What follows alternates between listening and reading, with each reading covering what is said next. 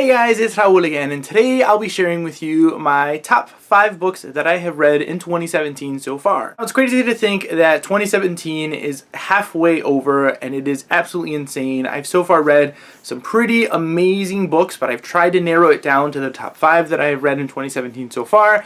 As of right now, Goodreads is telling me that I have read 27 books in 2017, and my goal this year was 40, and I've lowered my goal this year significantly because of school and everything. So at the beginning of the year, I was super busy with school, and towards the end of the year, starting in September, I'm going to be super busy again with school. So I knew I wasn't going to get enough reading done. So last year, I ended up reading, I think it was like 72 or 73 books, and this year, like I said, I lowered it down to 40, and I've read 27 books so far, and I will share with you today the top 5 that I've tried to narrow down. It was a little hard because I have read some pretty good books, but let's just go ahead and get started with this. So I'm going to be going in the order of when I read these books and not necessarily my actual favorite, not counting down to my actual favorite. So the first book that is on this list, that was the first one that I actually ended up completing in 2017, was written and read by Anne Bishop. This is an adult urban fantasy series that follows our main character, Meg, who's a blood prophet. Whenever she gets cut, she sees visions of the future, and because of this, in this world, she's definitely a hot commodity. There's this war between the humans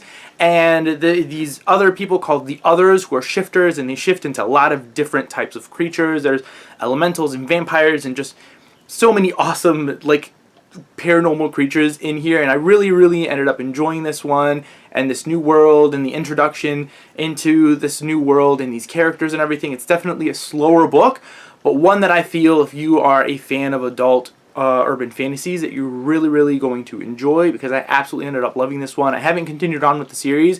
I own the next 2 books in the series, which I have to get to really soon because I loved this one so much. The second book I have is Scythe by Neal Shusterman. This is a YA dystopian that takes place in the future where humanity kind of has progressed so much where death doesn't exist anymore. Technology and everything has advanced so much that everyone can kind of get healed and brought back from the dead and everything. And because of this, the population of Earth has grown exponentially, so they have implemented this order of the Scythe, who are kind of the people who are in charge to pick and choose who is going to die, and they go around kind of killing people off. So our 2 main characters are selected to be Scythe apprentices, and they have to kind of compete to see who is going to end up going into the Scythe, kind of the order of the Scythe. So yeah, I really ended up enjoying this one. This is the first book by Neal Shusterman that I actually ended up reading. I've never read anything by him before, and I definitely want to check out more by him because I absolutely ended up loving this book and these characters and this concept. I thought were really original and really cool. It was just really action-packed and fast-paced, and I loved kind of these morally gray characters and this awesome new concept of death and controlling death and who actually gets to live, because nobody's dying off naturally anymore. And there are so many parts in here that was just heartbreaking and just so well done, because you see kind of that struggle with these 2 main characters because they know they're killing people off, but they have to, and that, internal struggle of them kind of realizing what they really want to do and how they want to do things and how they want to go about killing people because they have to. It's their job. So I ended up enjoying this book way more than I thought I was going to, and yes, definitely had to end up making this list. And the next book on my list is My Brilliant Friend by Elena Ferrante. This is an adult literary fiction story that follows these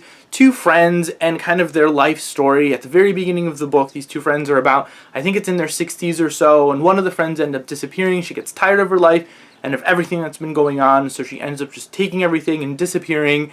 And the other friend is kind of left behind to recount the story of her life, write everything down, and kind of figure out what were the events in her life that led up to her kind of feeling this way and not wanting to be around her family anymore, and just getting up and going and trying to figure out now where she might have disappeared to, why she might have left and everything. And this first book follows their childhood and their adolescence and kind of their stories, which were just absolutely amazing. I absolutely loved Elena Ferrante's writing. Again, another series that I've read the first book of and haven't continued on yet, but definitely going to very soon, hopefully, once I pick up the next books in this series, because this is a 4-book series.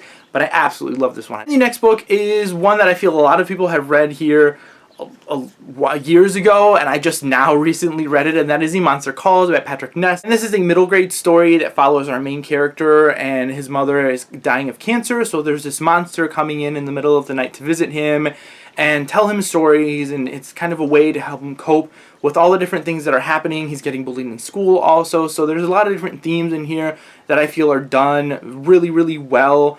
And it's just such a beautiful, beautiful story. It's beautifully written. The illustrations here are absolutely amazing, and I really ended up enjoying this book. And the last one on this list is probably going to come to no surprise to a lot of people, but that is A Million Junes by Emily Henry. This is a book that I recently read and have reviewed on my channel, so I will leave the review linked down below if you guys want more of my thoughts on this one. But this is a YA contemporary story that's a mixture between Romeo and Juliet and 100 Years of Solitude, and I just absolutely ended up adoring this book and kind of everything that was going on and all the themes that it was handling and stuff. I'm not going to talk about it too much here, but like I said, if you guys want to check out more of my thoughts on this one, definitely check out that spoiler-free review down below. So yeah, guys, that is it for my top 5 books that I've read in 2017 so far. Comment down below, let me know if you guys have read any of these and what your favorite books that you have read in 2017 so far are. Thank you guys all again for watching, and I will see you all next time.